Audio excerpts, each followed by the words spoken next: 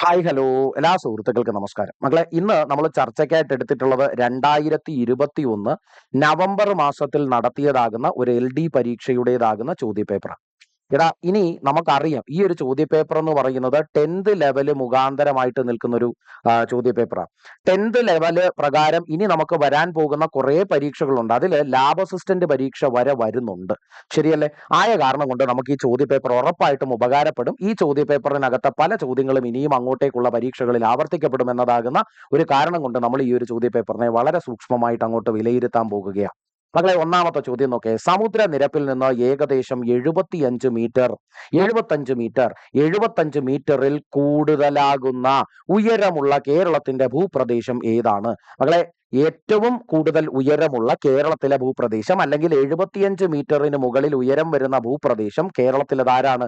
സമുദ്രനിരപ്പിൽ നിന്ന് 75 മീറ്ററിന് മുകളിൽ ഉയരം വരുന്നത് മലനാട് എന്ന ഭൂപ്രദേശത്തിനാ. കേരളത്തിന്റെ ഭൂപ്രകൃതിയെ മൂന്നായി തരംതിരിക്കുന്നു. മലനാട്, ഇടനാട്, തീരപ്രദേശം എന്നിങ്ങനെയാണ്. അതിൽ സമതലങ്ങൾ എന്നുള്ളതാകുന്ന ഭാഗം വരില്ല. മൂന്നായിട്ടേ ക്ലാസിഫൈ ചെയ്തിട്ടുള്ളൂ. ഇത് നമ്മൾ തൊട്ടു മുമ്പ് നമ്മൾ ഡിസ്കസ് ചെയ്ത ചോദ്യ പേപ്പറിനകത്തും വന്നുപോയൊരു ചോദ്യം തന്നെയാണ്. അതുകൊണ്ട് ഇത് നമുക്ക് ഓർക്കാൻ വളരെ എളുപ്പമാണ്. ശരിയല്ലേ? അടുത്തതാകുന്ന ഒരു ചോദ്യത്തിനകത്തേക്ക് വാ. എടാ, അടുത്തത് അവർ പറയുന്നത് മലബാർ കലാപവുമായി ബന്ധപ്പെട്ട് വരുന്നൊരു കാര്യമാണ്. എടാ, മലബാർ കലാപവുമായി ബന്ധപ്പെട്ട് നടന്ന പ്രധാനപ്പെട്ട സംഭവം ഏതാണ്, അല്ലെങ്കിൽ സംഭവങ്ങൾ ഏതൊക്കെയാണ്? 4 പേരെ തന്നിട്ടുണ്ട്. അതിൽ ഉറപ്പായും നമുക്കറിയാം ആരാണ്. എടാ, അറിയാം, പൂക്കോട്ടൂർ യുദ്ധം. ഓക്കെയാണോ? പൂക്കോട്ടൂർ യുദ്ധമാണ് എന്തുമായി ബന്ധപ്പെട്ട്?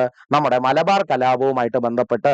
ഓക്കെയാണോ? മലബാർ കലാപവുമായിട്ട് ബന്ധപ്പെട്ട് നടന്ന യുദ്ധം എന്ന് പറയുന്നത് ഏതാ മക്കളെ? പൂക്കോട്ടൂർ യുദ്ധം. ഇനി അറിയാം, നമുക്ക് ഏറെക്കുറെയൊക്കെ ചാന്നാർ ലഹള ഏത് കാലഘട്ടത്തിലാണ്, കുറിച്യർ ഏത് ഘട്ടത്തിലാ, കുളച്ചൽ ഏത് ഘട്ടത്തിലാ, വർഷങ്ങൾ അറിയാമെന്നാണെങ്കിൽ 1921 എന്ന ഒരു വർഷവുമായിട്ട് നമുക്ക് ഇവനെ താരതമ്യം ചെയ്യുമ്പോൾ നമുക്കറിയാം പൂക്കോട്ടൂർ യുദ്ധം എന്ന് പറയുന്നത് മലബാർ കലാപത്തിൻ്റെതാകുന്ന എന്താണ് ഭാഗമായി നടന്ന പ്രധാന സംഭവങ്ങളിൽ ഒന്നായിരുന്നു എന്ന് നമുക്ക് എന്ത് ചെയ്യാം, മനസ്സിലാക്കി എടുക്കാൻ പറ്റും. ശരിയല്ലേ? അതുകൊണ്ട് ചോദ്യത്തിന് ആൻസർ എന്ന് പറയുന്നത് ഡി ആ. നമ്മൾ പറഞ്ഞു മലബാർ കലാപം. എന്താണ് ആള്? മലബാർ കലാപം. മലബാർ കലാപത്തിന്റെ ഭാഗമായി നടന്ന പ്രധാന സംഭവം ഏതാ? മലബാർ കലാപത്തിന്റെ ഭാഗമായി നടന്ന പ്രധാന സംഭവം എന്ന് പറയുന്നത് പൂക്കോട്ടൂർ യുദ്ധം. മലബാർ കലാപത്തിന്റെ ഭാഗമായി നടന്ന പ്രധാന സംഭവം എന്ന് പറയുന്നത് ഏതാ? പൂക്കോട്ടൂർ യുദ്ധം. അടുത്തതാകുന്ന ചോദ്യം വായു. എന്താ പറഞ്ഞേക്കുന്നത്? മൂന്നാമത്തെ ചോദ്യം. പടിഞ്ഞാറോട്ട് ഒഴുകുന്ന ഉപദ്വീപിയൻ നദി. പടിഞ്ഞാറോട്ട് ഒഴുകുന്ന ഉപദ്വീപിയൻ നദി. ഉപദ്വീപ് എന്ന് പറയുമ്പോൾ നമ്മുടെ പെനിൻസുലാർ എന്ന വാക്കാണ് അവിടെ വരുന്നത് കേട്ടോ. Peninsular India. Peninsular India. എടാ, പെനിൻസുലാർ ഇന്ത്യ ആകുന്ന അവിടെ ഒഴുകുന്ന, അതും എങ്ങോട്ട്? പടിഞ്ഞാറ്. പടിഞ്ഞാറ് എന്ന് പറയുമ്പോൾ എന്താ വരിക? വെസ്റ്റേൺ പോർഷൻ എന്നാ വരിക കേട്ടോ. അതായത് പടിഞ്ഞാറ് ഭാഗത്തേക്ക് ഒഴുകുന്നതാകുന്ന, അതായത് പടിഞ്ഞാറ് എന്ന് പറയുമ്പോൾ നമ്മുടെ ഗുജറാത്ത്, നമ്മുടെ മഹാരാഷ്ട്ര തുടങ്ങിയ ആ ഒരു സൈഡ്, ഓക്കെ അല്ലെ? ആ ഒരു ഭാഗത്തേക്ക് ഒഴുകുന്നതാകുന്ന നദികൾ ഈ കൂട്ടത്തിൽ ആര് എന്നാ ചോദിക്കുന്നത്. നമുക്ക് കൃത്യമായി നമുക്ക് പറയാൻ സാധിക്കും ഇതിന്റെ ആൻസർ എന്ന് പറയുന്നത് നർമ്മദയും താപ്തിയുമാണ്. ഓക്കെ ആണോ? ആരാടാ? നർമ്മദയും താപ്തിയുമാണ്. നമ്മുടെ സഹ്യാദ്രി അതുപോലെ വിന്ധ്യാചലാകുന്ന മലകൾക്ക് അപ്പുറവും ഇപ്പുറവുമായി ഒഴുകി മാറുന്ന നമ്മുടെ ഇന്ത്യയിലെ, പെനിൻസുലാർ ഇന്ത്യയിലെ പടിഞ്ഞാറോട്ട് ഒഴുകുന്ന നദികളിൽ 2 പേരാണ് ആരെന്ന് പറയുന്നത്? നർമ്മദയും താപ്തിയും. ഡൗട്ടുകൾ എന്തെങ്കിലും ഉണ്ടോ? ഇല്ല. അടുത്തതാകുന്ന ചോദ്യം നോക്കേ. ഇന്ത്യയുടെ ആദ്യത്തെ അന്റാർട്ടിക് ഗവേഷണ കേന്ദ്രം ഏതാണ്? ഇന്ത്യയുടെ ആദ്യത്തെ അന്റാർട്ടിക് ഗവേഷണ കേന്ദ്രം എന്ന് പറയുന്നത് ദക്ഷിണ ഗംഗോത്രി. ഓക്കെയാണോ? ദക്ഷിണ ഗംഗോത്രി. ഇതെങ്ങനെ ഓർത്തിരിക്കും എന്ന് നിങ്ങൾക്ക് വളരെ വലുതാകുന്ന രീതിയിൽ ഒരു ഡൗട്ട് ഉണ്ടാകും. ആർട്ടിക്, അന്റാർട്ടിക് എന്നിങ്ങനെയാകുന്ന 2 സ്ഥലങ്ങൾ ഉണ്ട് എന്നും, അന്റാർട്ടിക് എന്ന് പറയുന്നത് ദക്ഷിണ മേഖലയിൽ അല്ലെങ്കിൽ സദേൺ മേഖലയിലാണ് വരുന്നത് ഭൂമിക്ക് എന്ന് നമുക്കറിയാം. സൗത്ത് പോളിലാണ്. സൗത്ത് പോളിനോട് ചേർന്ന് നിൽക്കുന്ന ഭാഗമാണ് അന്റാർട്ടിക് എന്ന് നമ്മൾ പറയുന്നത്. ആയ കാരണം കൊണ്ട് തന്നെ സൗത്ത് എന്നൊരു വാക്ക് അതിനോടൊപ്പം അവിടെ ചേർക്കപ്പെടണം. അതാണ് ദക്ഷിണ. അപ്പൊ ദക്ഷിണ ഗംഗോത്രി എന്ന് പറയുന്നതാണ് എവിടെയുള്ളത്? അന്റാർട്ടിക് ഗവേഷണ കേന്ദ്രം എന്ന് പറയുന്നത്. ഇന്ത്യയുടെ ആദ്യത്തെ അന്റാർട്ടിക് ഗവേഷണ കേന്ദ്രം എന്ന് പറയുന്നത്. ഓക്കെ അല്ലെ? ഇന്ത്യയുടെ ആദ്യത്തെ അന്റാർട്ടിക് ഗവേഷണ കേന്ദ്രം എന്ന് പറയുന്നത് ഏത്? ദക്ഷിണ ഗംഗോത്രി. ഒരിക്കൽ കൂടെ ആലോചിച്ച ഇന്ത്യയുടെ ആദ്യത്തെ അന്റാർട്ടിക് അന്റാർട്ടിക് സംബന്ധമായി വരുന്ന ഗവേഷണ കേന്ദ്രം ഏതാണ്? ദക്ഷിണ ഗംഗോത്രി. മക്കളെ, ഓക്കെ അല്ലേ? അപ്പോൾ നമ്മൾ പറഞ്ഞു സമുദ്രനിരപ്പിൽ നിന്ന് ഏകദേശം 75 മീറ്ററോളം ഉയരത്തിൽ സ്ഥിതി ചെയ്യുന്ന, 75 മീറ്ററിന് മുകളിൽ സ്ഥിതി ചെയ്യുന്ന ഭൂപ്രദേശം എന്ന് പറയുന്നത് ആരാ? മലനാട്. അതുപോലെ പൂക്കോട്ടൂർ യുദ്ധം എന്ന് പറയുന്നത് മലബാർ കലാപത്തിന്റെ ഭാഗമായി നടന്ന ഒരു സംഭവമാണ്.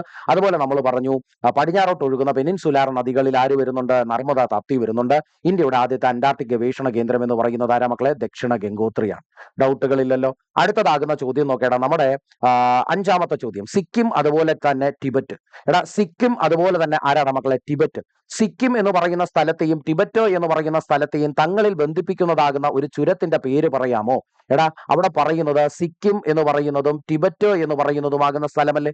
സിക്കിമിനെയും ടിബറ്റിനെയും തമ്മിൽ ബന്ധിപ്പിക്കുന്ന ചുരമല്ലേ? ചുരമായതുകൊണ്ട് അതാരായിരിക്കും? നാഥൂല ചുരമായിരിക്കും. ഓക്കെയാണോ? നാഥൂല ചുരമായിരിക്കും. ഓക്കെയാണോ? നാഥുല ചുരമാണ് എന്ത് ചെയ്തിട്ടുള്ളത്? സിക്കിമിനെയും ടിബറ്റിനെയും തമ്മിൽ ബന്ധിപ്പിക്കുന്നതാകുന്ന ചുരമായി നിലകൊള്ളുന്നത്.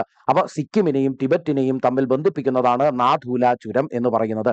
ഓക്കെയാണോ? അപ്പൊ നമ്മൾ പറയുന്നു സിക്കിമിനെയും ടിബറ്റിനെയും തമ്മിൽ ബന്ധിപ്പിക്കുന്ന ചുരം എന്ന് പറയുന്നത് ആരാ മക്കളെ?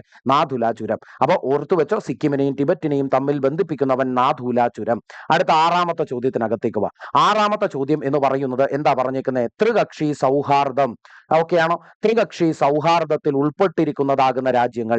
ത്രികക്ഷി സൗഹാർദ്ദത്തിൽ ഉൾപ്പെട്ടതാകുന്ന രാജ്യങ്ങൾ ആരൊക്കെ? എടാ, ത്രികക്ഷി സൗഹാർദ്ദത്തിൽ ഉൾപ്പെട്ടതാകുന്ന രാജ്യങ്ങൾ എന്ന് പറയുന്നത് നമ്മുടെ ഇംഗ്ലണ്ടും ഫ്രാൻസും റഷ്യയുമാണ് കേട്ടോ. ഓക്കെയാണോ? ഇംഗ്ലണ്ടും അതുപോലെ ഫ്രാൻസും റഷ്യയുമാണ് എന്ത് ചെയ്തിട്ടുള്ളത്? ഇംഗ്ലണ്ട് ഉണ്ട്, ഫ്രാൻസ് ഉണ്ട്, അതുപോലെ റഷ്യ ഉണ്ട്. ഓക്കെയാണോ? ഇംഗ്ലണ്ട് ഉണ്ട്, ഫ്രാൻസ് ഉണ്ട്, റഷ്യ ഉണ്ട്. ഓക്കെയാണോ? ഇംഗ്ലണ്ടും ഫ്രാൻസും റഷ്യയുമാണ് എന്ത് ചെയ്തിട്ടുള്ളത്? ത്രികക്ഷി സൗഹാർദ്ദത്തിൽ ഉൾപ്പെട്ടിരിക്കുന്ന രാജ്യങ്ങൾ. ഒന്നുകൂടെ, ത്രികക്ഷി സൗഹാർദ്ദത്തിൽ ഉൾപ്പെട്ടിരിക്കുന്ന രാജ്യങ്ങൾ ഇംഗ്ലണ്ടും ഫ്രാൻസും റഷ്യയുമാണ്. EFR എന്ന് ഓർത്തു വെച്ചാൽ മതി. ഓക്കെയാണോ? EFR എന്ന് ഓർത്തു വെച്ചാൽ മതി. E കഴിഞ്ഞാൽ F കഴിഞ്ഞാൽ R. ഓക്കെയാണോ? EFR. അപ്പൊ ഇംഗ്ലണ്ട് ഉണ്ട്, ഫ്രാൻസ് ഉണ്ട്, റഷ്യയുണ്ട്. ഈ മൂന്ന് രാജ്യങ്ങൾ എന്താണ്? ത്രികക്ഷി സൗഹാർദ്ദത്തിൽ ഏർപ്പെട്ടിരിക്കുന്ന രാജ്യങ്ങളാണ്, ഉൾപ്പെട്ടിരിക്കുന്ന രാജ്യങ്ങളാണ്. ഒന്നുകൂടെ, സിക്കിമിനെയും ടിബറ്റിനെയും തമ്മിൽ ബന്ധിപ്പിക്കുന്ന ചുരം എന്ന് പറയുന്നത് നാഥൂല ചുരം. അതുപോലെ ത്രികക്ഷി സൗഹാർദ്ദം വരുമ്പോ ഇംഗ്ലണ്ടും ഫ്രാൻസും റഷ്യയും ഉണ്ട്. അടുത്തതാകുന്ന സാധനം നോക്കെ, ധരാതലീയ ഭൂപടങ്ങൾ. അവിടെ നമുക്ക് ഡിഗ്രി ഷീറ്റുകൾ, അക്ഷാംശ രേഖാ വ്യാപ്തി എത്രയാണ്? ഡിഗ്രി ഷീറ്റുകൾ കണ്ടോടാ, ഡിഗ്രി ഷീറ്റുകളുടേതാകുന്ന അക്ഷാംശ രേഖാംശ വ്യാപ്തി എത്രയാണ്? അതായത് ഇവർക്കിടയിൽ എത്രയാകുന്ന വ്യത്യാസം അവിടെ നിലകൊള്ളുന്നു എന്നതാണ് ഉദ്ദേശിക്കുന്നത്. അപ്പോൾ ധരാതലീയ ഭൂപടങ്ങൾ എപ്പോഴും മനസ്സിലാക്കുക. ഭൂപടങ്ങൾ എന്ന് പറയുന്നത് വലുതാകുന്ന ഒരു ഭൂപ്രദേശത്തെ എന്തോ ആകുന്ന ഒരു പ്രത്യേക കാരണം കൊണ്ട് ചെറുതാക്കി നമ്മൾ ഒരു പേപ്പറിനകത്തേക്ക് അല്ലെങ്കിൽ ഒരു ചാർട്ടിനകത്തേക്ക് ഉൾക്കൊള്ളിക്കുന്ന പരിപാടിയെ വിളിക്കുന്ന പേരാ. അതായത് അവിടെ കൃത്യമാകുന്ന ഒരു സ്കെയിൽ എടുത്തിട്ടുണ്ടാകും. ശരിക്കും അവൻ എത്രയാകുന്ന വലിപ്പത്തിലുണ്ടോ അതിനെ കൃത്യമാകുന്ന തോതുകൾ ഉപയോഗിച്ച്, കൃത്യമാകുന്ന റേഷ്യോയും പ്രപ്പോർഷനും ഉപയോഗിച്ച് ചെറുതാക്കി ഒരു പേപ്പറിനകത്തേക്ക് പതിപ്പിച്ചെടുക്കുക. അതല്ലേ ഭൂപടങ്ങൾ എന്ന് പറയുന്നത്. അങ്ങനെയാകുന്ന ഭൂപടങ്ങൾ എന്ന് പറയുന്നതിൽ ധരാതലീയ ഭൂപടങ്ങൾ എന്ന് പറയുന്ന ഒരാളുണ്ട്. ഈ ധരാതലീയ ഭൂപടങ്ങൾ എന്ന് പറയുന്നതിനകത്ത് അക്ഷാംശ രേഖാംശ വ്യാപ്തി, അതായത് നമ്മൾ പറയണം എന്താണ്? നമ്മുടെ അക്ഷാംശം എന്ന് പറഞ്ഞു കഴിഞ്ഞാൽ നമ്മുടെ ലാറ്റിറ്റ്യൂഡ്, അതുപോലെ രേഖാംശം എന്ന് പറഞ്ഞു കഴിഞ്ഞാൽ ലോഞ്ചിറ്റ്യൂഡ്, ഇവർക്കിടയിലുള്ളതാകുന്ന വ്യാപ്തി എത്രയാണ് എന്ന് ചോദിക്കുന്നു. മക്കളെ, നമ്മുടെ ആൻസർ എന്ന് പറയുന്നത് എന്താണെന്നറിയോ? 1 ഡിഗ്രി അക്ഷാംശ രേഖാംശ വ്യാപ്തി എന്നാണ്. 1 ഡിഗ്രി അക്ഷാംശ രേഖാംശ വ്യാപ്തി എന്നാണ്. അപ്പൊ ധരാതലീയ ഭൂപടങ്ങളുടെ ഡിഗ്രി ഷീറ്റുകളുടെ അക്ഷാംശ രേഖാംശ വ്യാപ്തി എന്ന് പറയുന്നത് 1 ഡിഗ്രി അക്ഷാംശ രേഖാംശ വ്യാപ്തിയാണ്. ഓക്കെയാണോ? അടുത്തതാകുന്ന ചോദ്യം നോക്കി, 8ാമത്തെ ചോദ്യം, നിബന്ധമാല. നമ്മൾ ആ പേര് തന്നെ എപ്പോഴും ഓർത്തു വെക്കേണ്ട ഒന്ന് തന്നെയാണെന്ന് മനസ്സിലാക്കുക. നിബന്ധമാല എന്ന് പറയുന്നത് ആരുടെ? കണ്ടോ, ദേശാഭിമാന ബോധം തുളുമ്പുന്ന കൃതി ഏതു ഭാഷയിൽ രചിക്കപ്പെട്ടു എന്ന് ചോദിക്കുന്നു. എടാ, നിബന്ധമാല ആരെഴുതിയത് എന്ന് നിങ്ങളൊന്ന് പറഞ്ഞേടാ. നിബന്ധമാല എന്ന് പറയുന്നത് ആരെഴുതി എന്ന് നിങ്ങളൊന്ന് പറഞ്ഞേടാ. ഒന്ന് ടൈപ്പ് ചെയ്തേ. അപ്പോ ഈ നിബന്ധമാല എന്ന് പറയുന്നത് ദേശാഭിമാന ബോധം വളർത്തുന്ന, ഒരു പാട്രിയോട്ടിക് ഫീലിംഗ് വളർത്തുന്ന ഒരു സാധനമാണ്. ഈ ഒരു കൃതി എഴുതിയത് ഏത് ഭാഷയിലാണ് എന്ന് ചോദിക്കുന്നു. എഴുതിയത് മറാത്തി ഭാഷയിലാണ്. ഏത് ഭാഷയിലാണ് എഴുതിയത്? മറാത്തി ഭാഷയിലാണ്. അപ്പോ ഒന്നുകൂടി ഒന്ന് ആലോചിച്ച് നോക്കേ.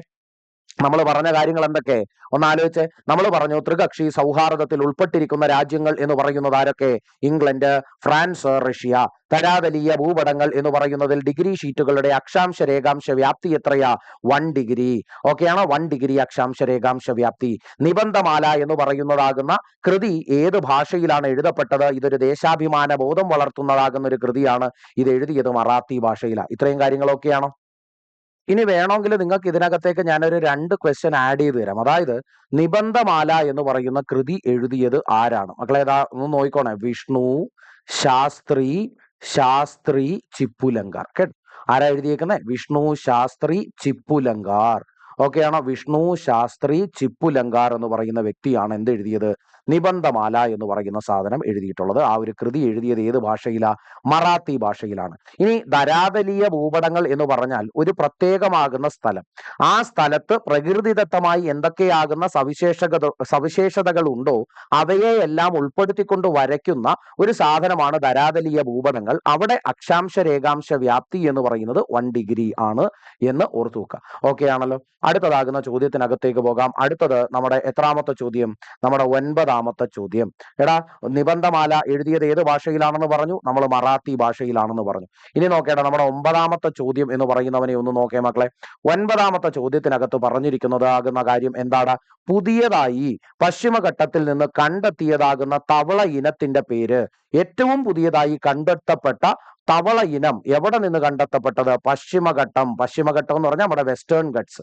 ഓക്കെയാണോ? വെസ്റ്റേൺ ഗട്ട്സ് ഭാഗത്ത് നിന്ന് കണ്ടെത്തപ്പെട്ടതാകുന്ന ആ പുതിയ ഇനം തവളയുടേതാകുന്ന പേരെന്താണ് എന്നാ ചോദിക്കുന്നത്. ആ പുതിയ ഇനം തവളയുടെ പേര് എന്ന് പറയുന്നത് എന്താ മക്കളെ? അതിന്റെ പേരാണ് കണ്ടോ, മിനർവാരിയ പെൻഡാലി. കണ്ടോ, മിനർവാരിയ പെൻഡാലി. കണ്ടോ മക്കളെ, മിനർവാരിയ പെൻഡാലി എന്ന് പറയുന്ന പുതിയ ഒരു ഇനത്തിലുള്ള തവളയെ നമ്മൾ എവിടെ നിന്ന് കണ്ടെത്തി? നമ്മുടെ പശ്ചിമഘട്ട മേഖലകളിൽ നിന്ന് കണ്ടെത്തി. അപ്പൊ പുതിയതായി പശ്ചിമഘട്ട മേഖലകളിൽ നിന്ന് കണ്ടെത്തിയ തവള ഇനത്തിന്റെ പേര് എന്ന് പറയുന്നത് മിനർവാരിയ പെൻഡാലി എന്ന് പറയുന്നതാണ്. ഓക്കെ അല്ല? മിനർവാരിയ പെൻഡാലി. അടുത്ത ചോദ്യം നോക്കേടാ. ഇന്ത്യയിലെ ആദ്യത്തെ ധാന്യ ATM പ്രവർത്തിച്ചു തുടങ്ങിയത് എവിടെയാണ്? അപ്പോ ധാന്യ ATM, അതായത് നമുക്ക് ഇവിടെ പോയി പൈസ ഇട്ട് കൊടുത്തിട്ട് ധാന്യങ്ങൾ അവിടെ നിന്ന് ATM മുഖാന്തരം നമുക്ക് എന്ത് ചെയ്യാം? എടുക്കാം എന്നുള്ളതാണ് അവിടുത്തെ ഒരു എന്താണ് ഒരു അഡ്വാൻറ്റേജ് എന്ന് പറയുന്നത്. അങ്ങനെ ധാന്യ ATM പ്രവർത്തിച്ചു തുടങ്ങിയ ഇന്ത്യയിലെ ആദ്യത്തെ സ്ഥലം എന്ന് പറയുന്നത് ഗുരുഗ്രാം എന്ന് പറയുന്ന സ്ഥലമാണ്. എവിടെയാ മക്കളെ? ഗുരുഗ്രാം എന്നാണ്. അത് ഓർക്കാൻ നിങ്ങൾക്ക് ബുദ്ധിമുട്ടുണ്ടെങ്കിൽ ധാന്യം എന്ന് പറയുന്ന സാധനത്തിനകത്ത് മിക്കവാറും ഉള്ളതിന്റെ എല്ലാം പേരിന്റെ അറ്റത്ത് ഗ്രാമുകൾ എന്നുണ്ടല്ലോ. നമ്മൾ പറയത്തില്ലേ, നമ്മുടെ തോരൻ പരിപ്പ് എന്നല്ലേ പറയാ, അതുപോലെ കപ്പലണ്ടി പരിപ്പ് എന്നല്ലേ പറയാ. പേരിന്റെ അടുത്ത പരിപ്പ്, അതല്ലേ ഈ ഇംഗ്ലീഷിൽ നമ്മൾ ഗ്രാം എന്ന് പറയുന്നത്. അപ്പൊ അങ്ങനെ ഒന്ന് ആലോചിച്ച് വെച്ചാൽ മതി. ഗ്രാം എന്നുള്ളതാകുന്ന സാധനം വരുന്നുണ്ടല്ലോ, അതുകൊണ്ട് നമുക്ക് എന്താണ്? ഗുരുഗ്രാം. ഓക്കെയാണോ? ഗുരുഗ്രാം. അല്ലെങ്കിൽ ചിന്തിക്കാം, ധാന്യങ്ങൾ എന്ന് പറയുന്നത് കിൻഡല് കണക്കിനൊന്നും നമുക്ക് ആവശ്യമില്ല, ഗ്രാം കണക്കിൽ മാത്രം കിട്ടിയാൽ മതി എന്ന് ഓർത്തു വെച്ച് കഴിഞ്ഞാൽ നമുക്ക് ആലോചിക്കാവുന്നതേ ഉള്ളൂ. ഗുരുഗ്രാമാണ് ആദ്യമായിട്ട് ധാന്യ ATM പ്രവർത്തിപ്പിച്ചു തുടങ്ങിയതാകുന്ന സ്ഥലം എന്ന് പറയുന്നത്. ഡൗട്ടുകളില്ലേ? അടുത്തതാകുന്ന ചോദ്യത്തിനകത്തേക്ക് വാ. സൂര്യതാപം ഭൂമിയിലേക്ക് എത്തുന്നത് ഏതു രീതിയിലാണ്? സൂര്യതാപം ഭൂമിയിലേക്ക് എത്തുമ്പോൾ നമ്മൾ മനസ്സിലാക്കണം, സൂര്യൻ അല്ലെങ്കിൽ സൺ എന്ന് പറയുന്ന ആള്, അല്ലെങ്കിൽ അവിടെ എർത്ത് എന്ന് പറയുന്ന ആള്, രണ്ടുപേരില്ലേ, ഇവർക്ക് രണ്ടുപേർക്കും ഇടയിൽ പൂർണ്ണമാകുന്ന രീതിയിലും എന്താ മക്കളെ ഉള്ളേ? ശൂന്യതയാ. ആയ കാരണം കൊണ്ട് ശൂന്യതയിൽ കൂടെ സഞ്ചരിക്കുന്നതാകുന്ന ഒരു രീതിയിൽ മാത്രമേ സൂര്യപ്രകാശത്തിന് അല്ലെങ്കിൽ അവിടെയുള്ള സൂര്യനിലെ താപത്തിന് ഭൂമിയിലേക്ക് എത്താൻ സാധിക്കുകയുള്ളൂ. അത് നമ്മൾ പറയും റേഡിയേഷൻ.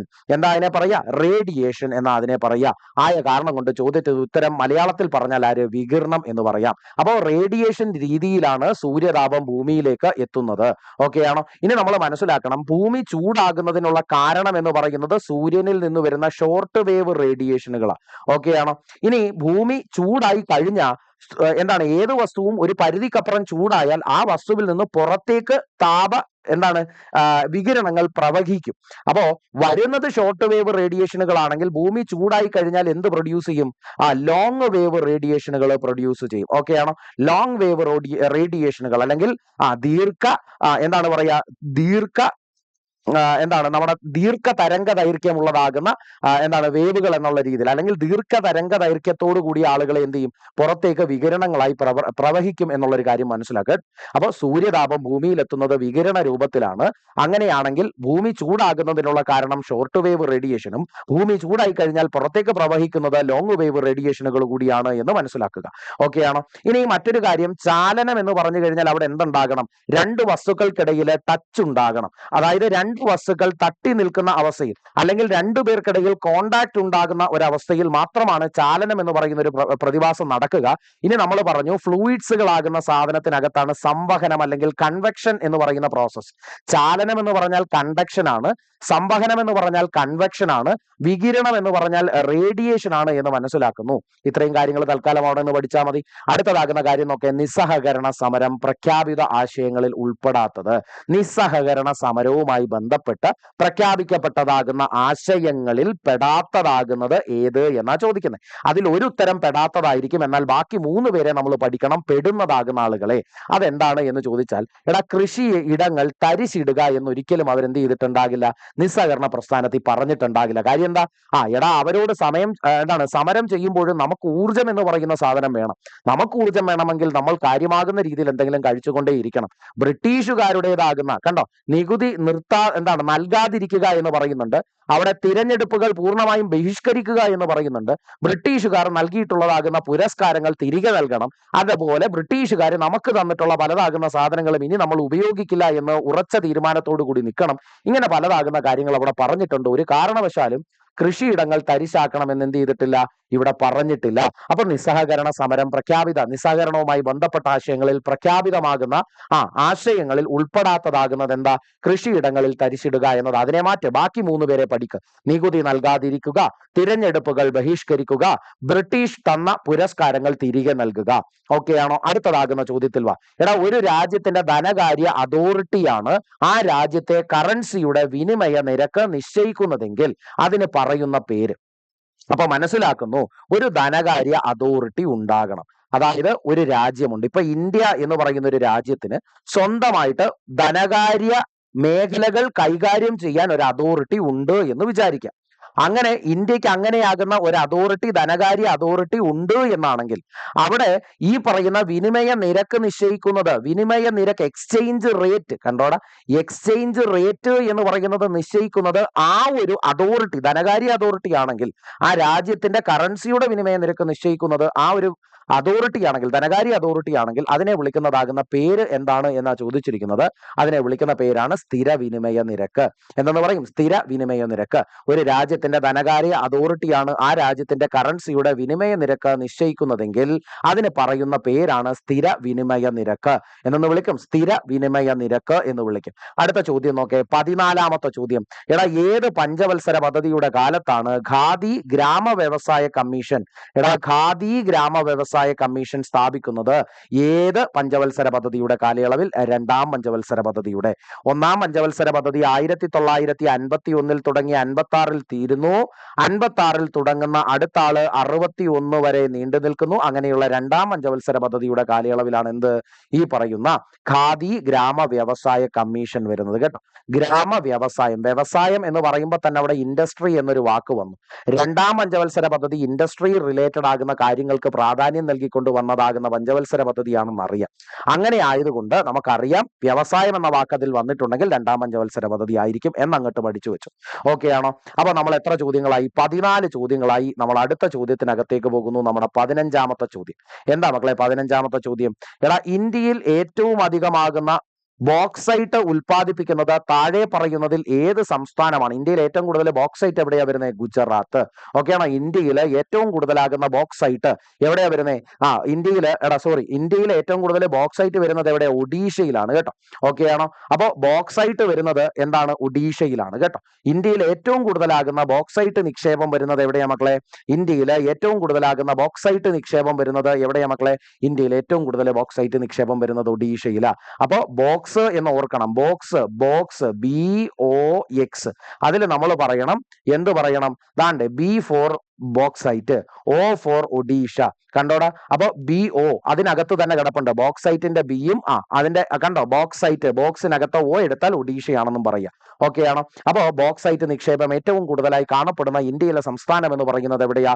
ഒഡീഷയിലാണ്. അടുത്ത 16ാമത്തെ ചോദ്യം നോക്കിയേ മക്കളെ. 16ാമത്തെ ചോദ്യത്തിനകത്ത് WTO ലോക വ്യാപാര സംഘടന അല്ലെങ്കിൽ വേൾഡ് ട്രേഡ് ഓർഗനൈസേഷൻ എന്ന് പറയും. എന്താ പറയുക? World trade organisation.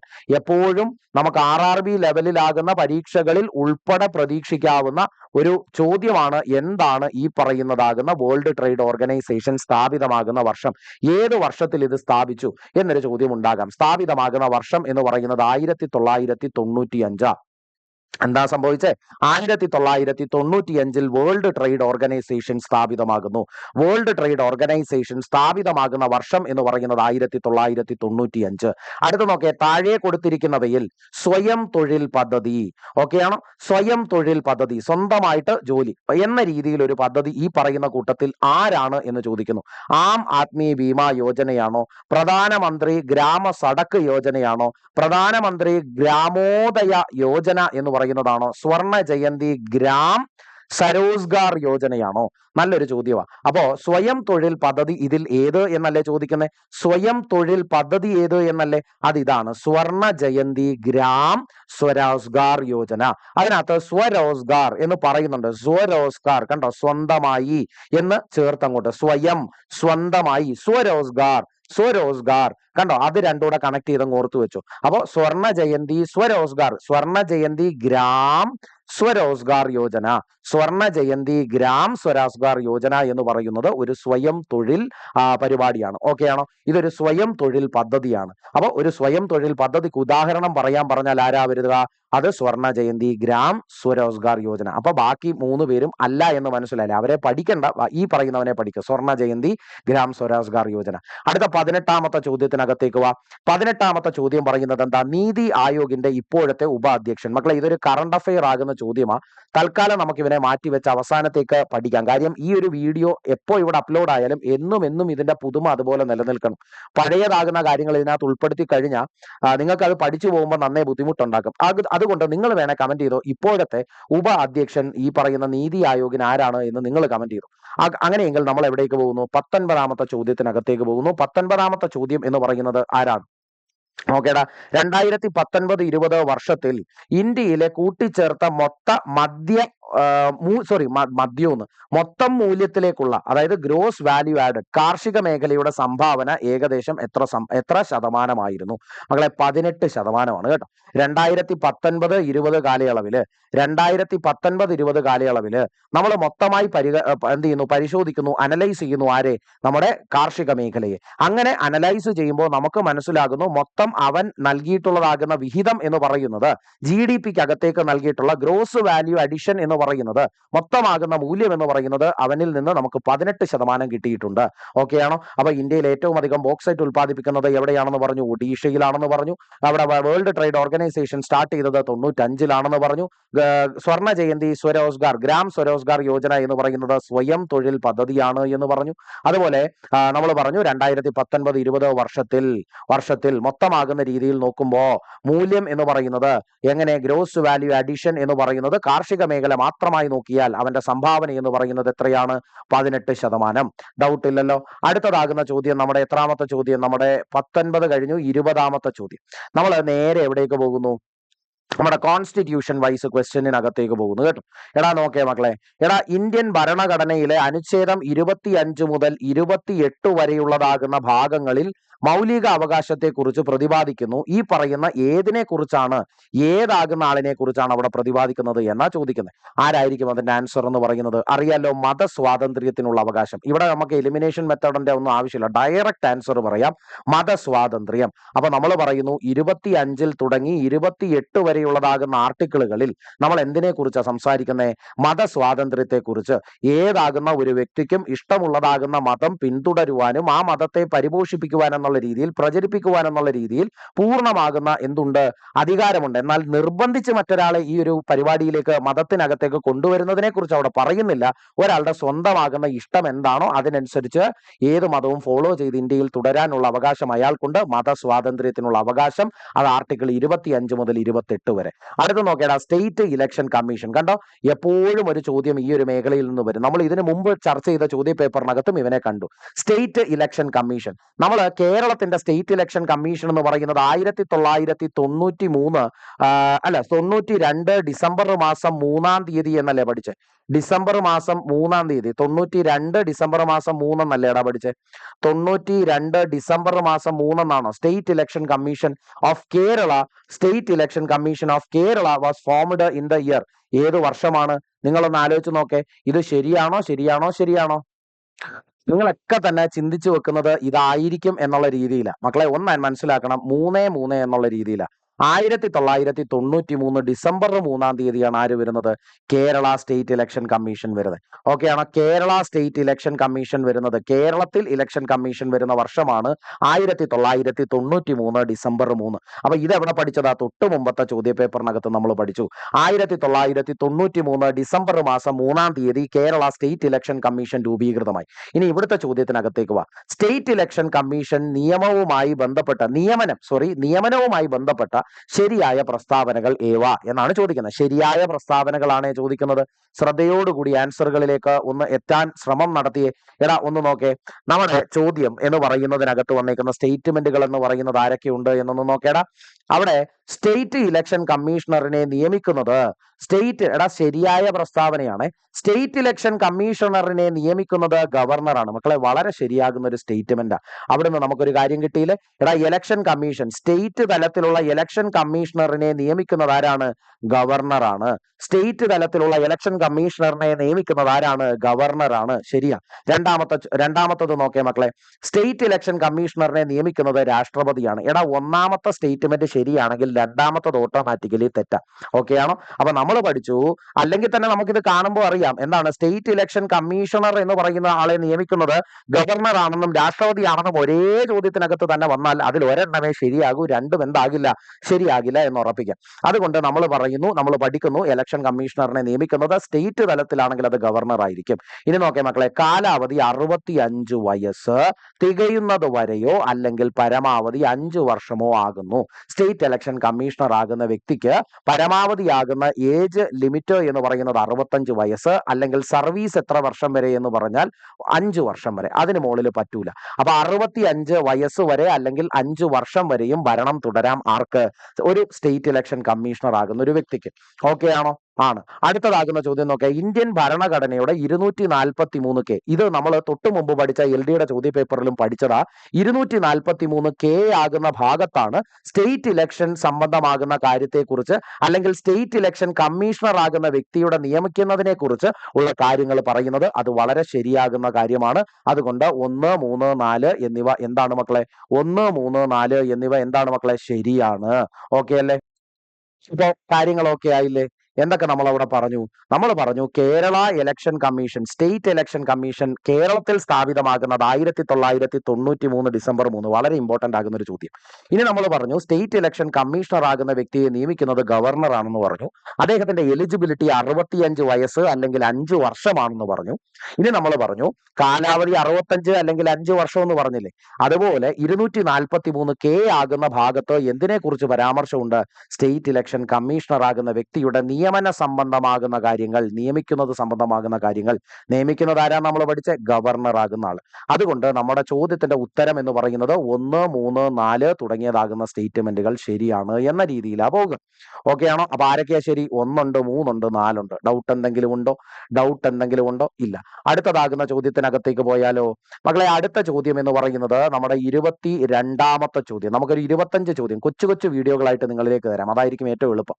ഓക്കെ അല്ലേ? അപ്പോ നമ്മൾ നോക്കുന്നു എന്താ? കേരള കൃഷി വകുപ്പിന് കീഴിലുള്ള സംസ്ഥാന കീട നിരീക്ഷണ കേന്ദ്രം.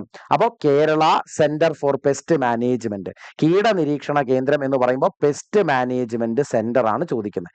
കേരളത്തിൽ എന്തുണ്ട്? ഒരു പെസ്റ്റ് മാനേജ്മെന്റ് സെന്റർ ഉണ്ട്. എന്തുണ്ട്? ഒരു പെസ്റ്റ് മാനേജ്മെന്റ് സെന്റർ ഉണ്ട്. എവിടെ മക്കളെ? കേരളത്തിൽ ഒരു പെസ്റ്റ് മാനേജ്മെന്റ് സെന്റർ ഉണ്ട്. ആ പെസ്റ്റ് മാനേജ്മെന്റ് സെന്റർ എവിടെയാണ് എന്ന് ചോദിക്കുന്നു. ഏത് ജില്ലയിലാണ് എന്ന് ചോദിക്കുന്നു. കേരള കൃഷി വകുപ്പിന് കീഴിലാണ് അത് പ്രവർത്തിക്കുന്നത് എന്നും പറയുന്നു. സംസ്ഥാന തലത്തിലുള്ള ഈ കീട നിരീക്ഷണ കേന്ദ്രം ഏത് ജില്ലയിലാണ് എന്ന് ചോദിക്കുന്നു. ഏത് ജില്ലയിലാണ് മക്കളെ? ആലപ്പുഴ. എന്താണ്? ആലപ്പുഴ ജില്ലയിലാണ് എന്തുള്ളത്? ആലപ്പുഴ ജില്ലയിലാണ് കീട നിരീക്ഷണ കേന്ദ്രം ഉള്ളത്. ഓക്കെ ആണോ? കീട നിരീക്ഷണ കേന്ദ്രം ഉള്ളത് എവിടെയാ മക്കളെ? അപ്പോ എവിടെയാണെന്ന് പറയുന്നു? ആലപ്പുഴ. ഓർത്തു വെക്കാൻ ഒരു കാര്യം പറഞ്ഞു തരട്ടെ. ആലപ്പുഴയിൽ ആല് എന്ന് പറയുന്ന ഒരു വാക്കില്ലേ?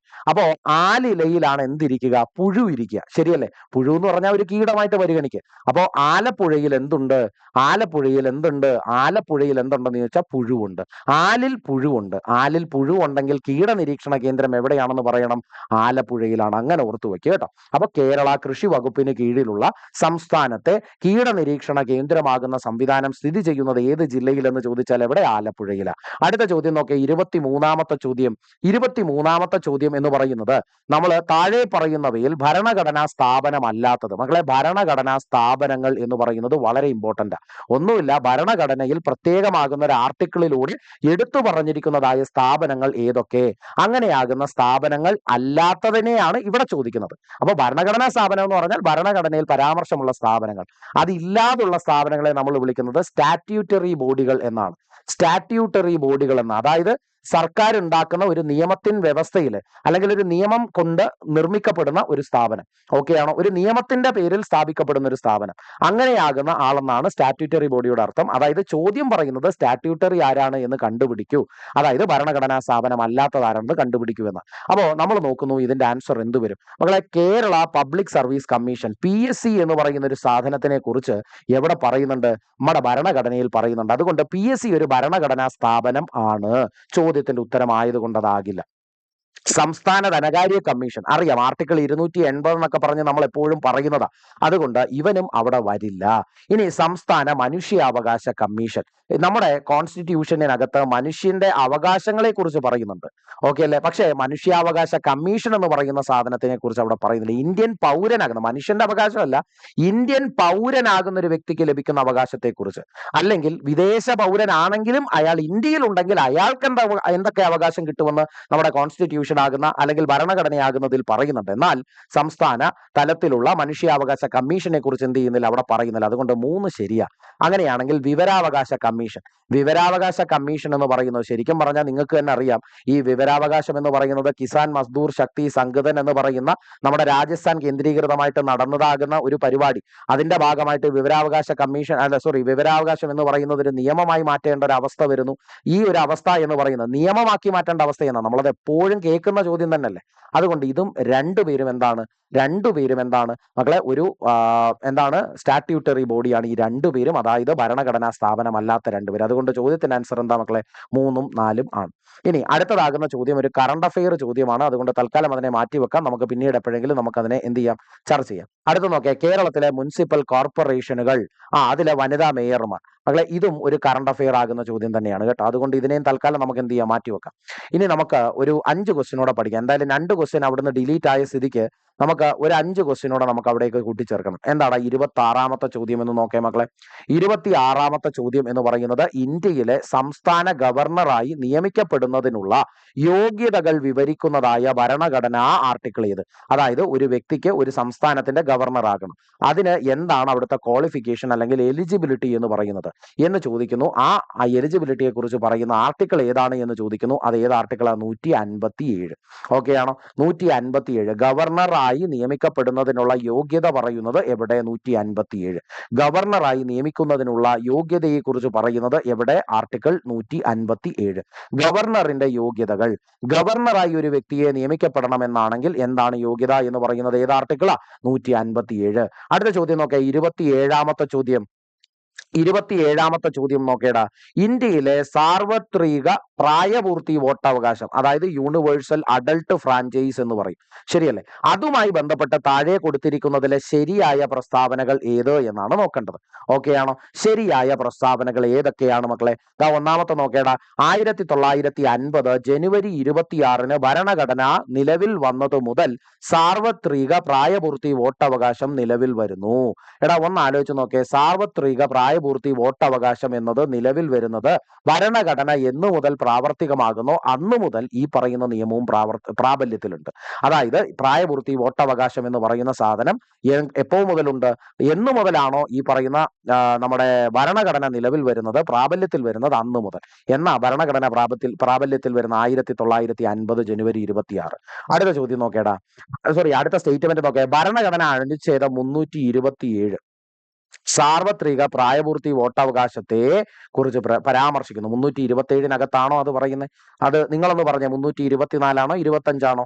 അടുത്തതാകുന്ന ചോദ്യം നോക്കേ, അല്ല സോറി, സ്റ്റേറ്റ്മെന്റ് നോക്കേ. 1989 61 ഭരണഘടനാ ഭേദഗതി പ്രകാരം വോട്ടിംഗ് പ്രായം 21 നിന്ന് എങ്ങോട്ടേക്കാക്കി? 18 കുറച്ചു. അപ്പൊ അവിടെ നമ്മൾ എന്താ പഠിക്കണ്ടേ? ശരിക്കും പറഞ്ഞാല് ജനുവരി മാസം 26 1950 ഈ പറയുന്ന ഭരണഘടന എന്ന് പറയുന്ന സാധനം നിലവിൽ വരികയാണ്. അത് കെയിം ഇൻ ടു എഫക്ട്, അതായത് പ്രാബല്യത്തിൽ വരികയാണ്. അന്ന് മുതൽ തന്നെ പ്രായപൂർത്തി വോട്ടവകാശമാകുന്ന യൂണിവേഴ്സൽ അഡൽട്ട് ഫ്രാഞ്ചൈസ് അവിടെ ഉണ്ട്. പക്ഷേ പ്രായം എന്ന് പറയുന്നത് അന്ന് 21 വയസ്സായിരുന്നു. എന്നാൽ പിന്നീട് ഈ പ്രായത്തെ വെട്ടിച്ചെറുതാക്കി 18 വയസ്സിലേക്ക് ചുരുക്കിയത് ഏതു വർഷം? 1989. അത് എത്രാമത്തെ അമെന്റ്മെന്റ്? കാര്യം ഭരണഘടനയിൽ ഉൾപ്പെടുത്തിയിരിക്കുന്ന ഒരു സാധനത്തിനകത്താ മാറ്റം വരുത്തണ്ടേ. അതുകൊണ്ട് തീർച്ചയായും ഈ പറയുന്ന 21 എന്ന പ്രായത്തെ 18 ആക്കി വെട്ടിക്കുറയ്ക്കുമ്പോൾ ഉറപ്പായിട്ടും അവിടെ എന്തുകൂടി നടന്നിട്ടുണ്ടാകും? ഒരു അമെന്റ്മെന്റ് നടന്നിട്ടുണ്ടാകും. 61ാമത്തെ അമെന്റ്മെന്റ് ആണ്. ഓക്കെയാണ്, 61ാമത്തെ അമെന്റ്മെന്റ് ആണ്. ഓക്കെ അല്ലേ? ഇനി അടുത്ത നോക്കേ.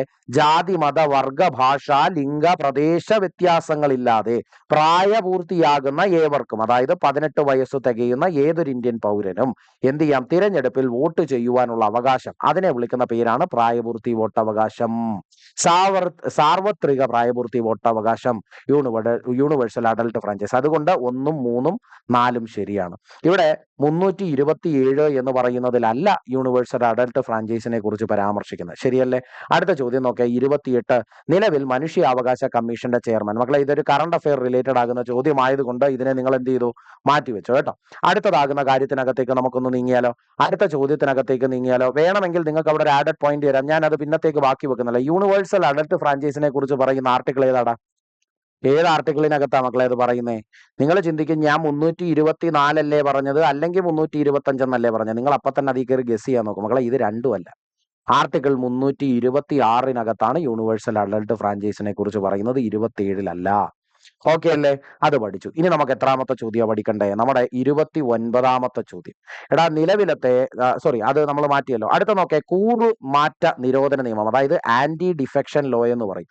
ആന്റി ഡിഫെക്ഷൻ ലോ എന്ന് പറയും കൂറുമാറ്റ നിരോധന നിയമം. കൂറുമാറ്റ നിരോധന നിയമവുമായി ബന്ധപ്പെട്ട് ഉള്ളതാകുന്ന എന്തോ ഒന്നിനെ കുറിച്ചാണ് അവരവിടെ ചോദിക്കുന്നത്. ആൻസറിനകത്തേക്ക് വായു. കൂറുമാറ്റ നിരോധന നിയമവുമായിട്ട് ബന്ധപ്പെട്ടാകുന്ന എന്ത് കാര്യം അവരവിടെ ശരിയാകുന്നത് കണ്ടുപിടിക്കാനാണോ പറയുന്നത്, ശരിയല്ലാത്തതെന്നാണോ? ശരിയാകുന്ന പ്രസ്താവന കണ്ടുപിടിക്കാനാണ് പറയുന്നത്. എടാ, 52ാം ഭരണഘടനാ ഭേദഗതി പ്രകാരം നിലവിൽ വന്നു. ഇത് വളരെ വളരെ ശരിയാകുന്ന ഒരു സ്റ്റേറ്റ്മെന്റ് ആയി. എപ്പോഴും പരീക്ഷയ്ക്ക് ആവർത്തിച്ചു വരുന്ന ഒരു സാധനം. ഏത് ഭരണഘടനാ ഭേദഗതിയിലൂടെയാണ് കൂറുമാറ്റ നിരോധന നിയമം നിലവിൽ വരുന്നത്? കൂറുമാറ്റ നിരോധന നിയമം നിലവിൽ വരുന്നത് 52ാം ഭരണഘടനാ ഭേദഗതി പ്രകാരം. ഇനി നോക്കേ. 52ാം ഭരണഘടനാ ഭേദഗതി 1990-ലാണ് നടന്നത്. മക്കളെ, അത് തെറ്റാ. 1990-ലാണോ കൂറുമാറ്റ നിരോധന നിയമത്തിൻ്റെതാകുന്ന കാര്യങ്ങൾ നടക്കുന്നത്? അല്ല. ഇനി അടുത്തതാകുന്ന സാധനത്തിനകത്തേക്ക് വാ. ഭരണഘടനയുടെ 10ാം ഷെഡ്യൂൾ. മക്കളെ, കൂറുമാറ്റ നിരോധന നിയമം 52ാമത് ഭരണഘടനാ ഭേദഗതി പ്രകാരം നമ്മുടെ പട്ടികയാകുന്ന 10ാമത്തെ പട്ടികയാകുന്ന ആളിനകത്തേക്ക് ഉൾപ്പെടുത്തിയതാണ് എന്തെന്ന് പറയുന്നത്? കൂറുമാറ്റ നിരോധന നിയമം. ഇനി പറ. 107ാം ഭരണഘടനാ അനുച്ഛേദത്തിൽ കൂറുമാറ്റ നിരോധന നിയമത്തെ പറ്റി പരാമർശിക്കുന്നു. മക്കളെ, ഇതും തെറ്റാ. കൂറുമാറ്റ നിരോധന നിയമത്തെ കുറിച്ച് പരാമർശിക്കുന്ന ആർട്ടിക്കിൾ എന്ന് പറയുന്നത് ഇതല്ല. ഓക്കെ ആണോ? അതുകൊണ്ട് ഓപ്ഷൻ എ എന്ന് പറയുന്നതാണ് ശരി. അതായത് 1ഉം 3ഉം മാത്രമാണ് ഇവിടെ ശരിയാകുന്ന പ്രസ്താവനകൾ. ഓക്കെ ആണോ? നമുക്ക് ഇതിനെ ഒന്ന് എലാബറേറ്റീവ് ആയിട്ട് പറഞ്ഞാലോ മക്കളെ? ഒന്ന് ആലോചിച്ചേടാ കാര്യങ്ങളൊക്കെ. മക്കളെ, ഇവിടെ ആഡഡ് ആയിട്ട് വേണമെങ്കിൽ ഈ 2 കാര്യങ്ങളൂടെ നിങ്ങൾ പറഞ്ഞു. എടാ, ഇത് ഏത് വർഷം നിലവിൽ വന്നു എന്ന് ചോദിച്ചാൽ, എടാ, 52ാമത്തെ ഭരണഘടനാ ഭേദഗതിയായി 10ാമത്തെ പട്ടികയിലേക്ക് ഉൾപ്പെടുത്തപ്പെട്ട ആന്റി ഡിഫെക്ഷൻ ലോ 1985-ലാണ് പ്രാബല്യത്തിൽ വരുന്നത്, അല്ലെങ്കിൽ നിലവിൽ വരുന്നത് 1985. പഠിച്ചോ? ഇനി അവിടേക്ക് എന്തെങ്കിലും കൂടെ കൂട്ടിച്ചേർത്ത് തരട്ടെ. താ നോക്കേടാ, ഏത് ആർട്ടിക്കിൾ എന്ന് ചോദിച്ചപ്പോൾ 107 എന്നാ പറഞ്ഞു. അത് തെറ്റാന്നും പറഞ്ഞു. ശരിയെന്ന് പറയുന്നത് എന്താണെന്ന് ചോദിച്ചാൽ 102-ലെ 2. ഓക്കെ, അതുപോലെ 191-ലെ 2. ഈ 2 ആർട്ടിക്കിളാണ് വളരെ സ്പെസിഫിക് ആയിട്ട് പറഞ്ഞാൽ ഈ 2 ആർട്ടിക്കിളുകളിലൂടെയാണ് ആന്റി ഡിഫെക്ഷൻ ലോ എന്ന് പറയുന്ന ആളെ കുറിച്ച് പരാമർശിക്കപ്പെടുന്നത്.